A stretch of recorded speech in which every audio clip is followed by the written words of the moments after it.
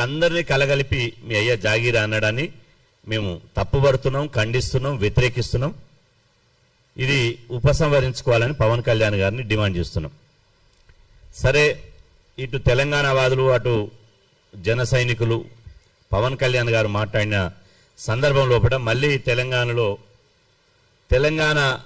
మాది తెలంగాణ జోలికొస్తే ఖబర్దార్ అని చెప్పి తెలంగాణ అస్తిత్వం, ఆత్మగౌరవం, మా తెలంగాణ ఇవాళ జోలికి ఎవడొచ్చినా ఖబర్దార్ అని చెప్పి తెలంగాణ వాదులు ఒక ఉద్యమం తీసుకొస్తున్నారు. నేను వారికి ఒకటే విజ్ఞప్తి చేస్తున్నా. 12 సంవత్సరాల క్రితం తెలంగాణ రాష్ట్రం సాధించినాం. తెలంగాణ రాష్ట్రం వచ్చి 12 సంవత్సరాలు అయింది. ఏ ఆశయం కోసం, ఏ లక్ష్యం కోసం అయితే తెలంగాణ వచ్చిందో ఆ లక్ష్యము, ఆ ఆశయము ఇప్పటి వరకు 12 సంవత్సరాలుగా అది సంపూర్ణం కాలే. తెలంగాణ వస్తే మెజార్టీ ప్రజలకు రాజకీయ అధికారం వస్తుందన్నారు. తెలంగాణ వస్తే కేజీ టు పీజీ ఉచిత విద్య వస్తుందన్నారు. తెలంగాణ వస్తే 2,50,000 ఉద్యోగాలు భర్తీ చేస్తున్నారు. తెలంగాణ వస్తే సబ్బండ కులాలకు రాజకీయ ప్రాతినిధ్యం దక్కుతుందని చెప్పారు. తెలంగాణ వస్తే అందరి ప్రజల ఆత్మగౌరవం పెరుగుతుంది అని చెప్పారు. మరి తెలంగాణ వచ్చి 12 ఏళ్ళు అయింది. ఇవేమన్నా జరిగినాయా? ఒకటే ఆవేశానికి పోయి పుంగిలు పూసుకొని తెలంగాణ సెంటిమెంటు అని చెప్పి తెలంగాణ పేరుతోటి మళ్ళీ తెలంగాణ సెంటిమెంటుని రగిలించడం అంటే ఇప్పుడున్నటువంటి అగ్రకులాల యొక్క పాలనను మళ్ళీ పొడిగించడమే అవుతుంది.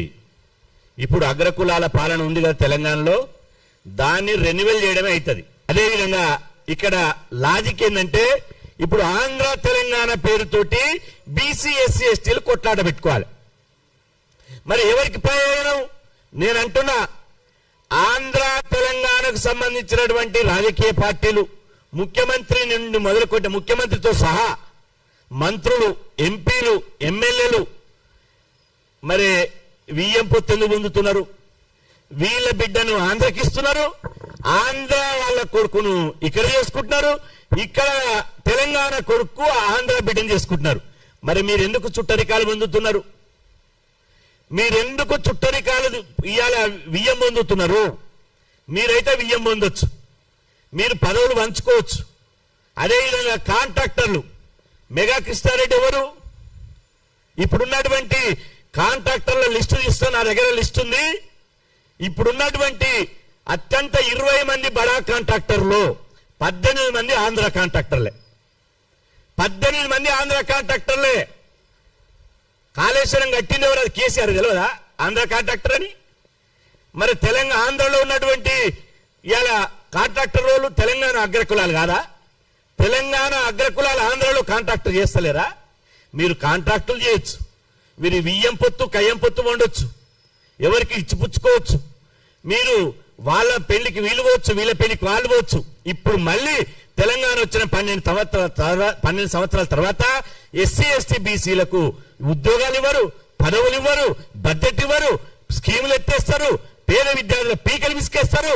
మళ్ళీ ఇప్పుడు తెలంగాణ సెంటిమెంట్ పేరుతోటి రాజకీయాలు చేస్తారా? బిడ్డ, మేము అంటున్నాం, మీ సెంటిమెంట్ రాజకీయాలు బంద్ చేయండి.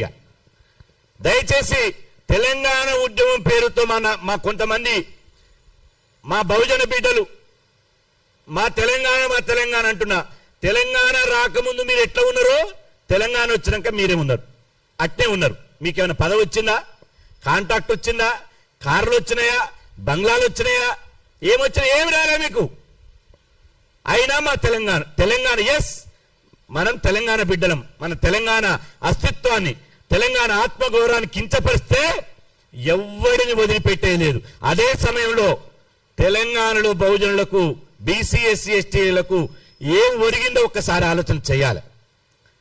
ఆలోచన చేయకపోతే మళ్ళీ బహుజనవాదం మరుగున పడేటువంటి పరిస్థితులు ఉంది. ఇప్పుడున్నటువంటి బీసీలలో వస్తున్నటువంటి చైతన్యాన్ని కనుమరుగు చేయడానికి ఇది ఒక కుట్ర. బీసీ వాదాన్ని పక్కదారి పట్టించడానికి ఇది ఒక కుట్ర. ఇప్పుడు పవన్ కళ్యాణ్, చంద్రబాబు నాయుడు గారు, ఇక్కడున్న రేవంత్ రెడ్డి గారు, పొన్నం ప్రభాకర్ గారు, లేకపోతే రాజకీయ నాయకులు రోజు వీటి మీద అరిస్తే మళ్ళీ రెండు రాష్ట్రాలు ఏకమైతాయా? కావు కదా. రాష్ట్రం విడిపోయింది.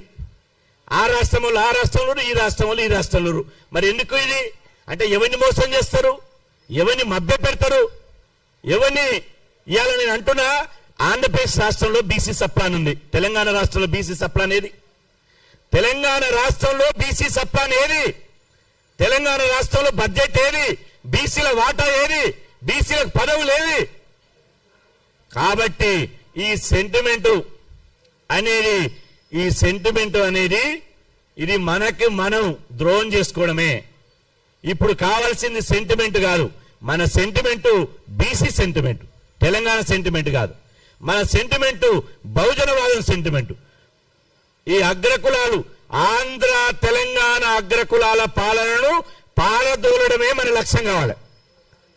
ఆంధ్ర తెలంగాణ అగ్రకుల ఆధిపత్య దొరల పటేళ్ల పాలనను బొందబెట్టడమే మన లక్ష్యం కావాలి. ఒక బీసీ బిడ్డను ముఖ్యమంత్రి చేయడమే లక్ష్యం కావాలి. బీసీలకు చట్టసభల్లో రాజకీయ ప్రాతినిధ్యం కల్పించడమే లక్ష్యం కావాలి. కులగణన, జాతి జనగణనలో బీసీ కులగణన సాధించడమే లక్ష్యం కావాలి. మహిళా బిల్లులో బీసీ మహిళలకు, ఎస్సీ ఎస్టీ మహిళలకు సబ్కోట సాధించడం లక్ష్యం కావాలి. నేను చివరిగా సమయం ఎక్కువ తీసుకున్నా, చివరిగా చెప్తున్నా, తెలంగాణ ఆంధ్రప్రదేశ్ విడిపోతే చిన్న రాష్ట్రాల్లో పెద్ద కులాలంటే మెజార్టీ ఉన్నటువంటి కులాలకు, బీసీ ఎస్సీ ఎస్టీలకు రాజకీయ అవకాశాలు వస్తాయి అన్నారు. మరి మీరు చూడండి, తెలంగాణ రాకముందు ఉమ్మడి ఆంధ్రప్రదేశ్ లో ఎవరైతే ఏ సామాజిక వర్గం అయితే జిల్లాలను చెరబట్టిరో, జిల్లాలో వాళ్ళ ఆధిపత్యం ఉందో మళ్ళీ వాళ్ళే ఉన్నారు. ఉమ్మడి ఆంధ్రప్రదేశ్ లో ఎవరుండే? నల్గొండ జిల్లా జానారెడ్డి ఉండే, ఉమ్మడి ఆంధ్రప్రదేశ్ లో జానారెడ్డి ఉండే. ఇప్పుడు ఎవరు వచ్చి తెలంగాణ వచ్చినాక ఎవరు వచ్చారు? జగదీష్ రెడ్డి వచ్చిండు. జగదీష్ రెడ్డి పోయినాక ఎవరు వచ్చారు? ఉత్తమ్ కుమార్ రెడ్డి, కోమటిరెడ్డి వెంకన్న వచ్చిండు. ఒక బీసీ బిడ్డ. కనీసం డిసిసి అధ్యక్షునిగా ఒక బీసీని పెడతారు కూడా ఓర్వలేకపోతున్నారు. మహబూబ్నగర్ జిల్లా అంతకుముందు ఇదే జూపల్లికి ఇస్తారావు డికే అరుణారెడ్డి ఉండే, ఇప్పుడు రేవంత్ రెడ్డి అదే జూపల్లికి ఇస్తారావు ఉన్నాడు. అదేవిధంగా మెదక్ జిల్లా అంతకుముందు సునీతా లక్ష్మారెడ్డి ఉండే, ఇప్పుడు మెదక్లో ఎవరున్నారు? దుద్దిల శ్రీధర్ బాబు ఉన్నాడు. కరీంనగర్ జిల్లా దుద్దిల శ్రీధర్ బాబు ఉన్నాడు. అంటే ఖమ్మం జిల్లా అంతకుముందు రామరెడ్డి వెంకరెడ్డి ఉండే, ఇప్పుడు ఎవరున్నారు? పొంగులేటి శ్రీనివాసరెడ్డి ఉన్నాడు. అంటే ఏ జిల్లా చూసినా ఉమ్మడి ఆంధ్రప్రదేశ్ లో వాళ్ళే ఉన్నారు, తెలంగాణ వచ్చిన తర్వాత వాళ్ళే ఉన్నారు. చివరికి తెలంగాణ కోసం కొట్లాడినటువంటి కుటుంబాలు ఎక్కడున్నాయో ఒకసారి ఆలోచన చేయాలి. కాసోజు శ్రీకాంతాచారి తల్లి ఎక్కడుంది? చిన్న పదవి ఒకటి.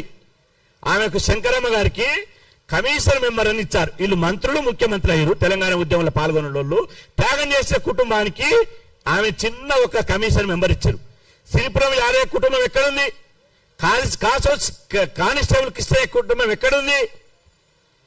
అమరవీరుల కుటుంబాలు ఎక్కడ ఉన్నాయి? అమరవీరుల కుటుంబాలు రోడ్డుగా పడ్డాయి. అయ్యా భిక్షాన్ని అంటున్నాయి.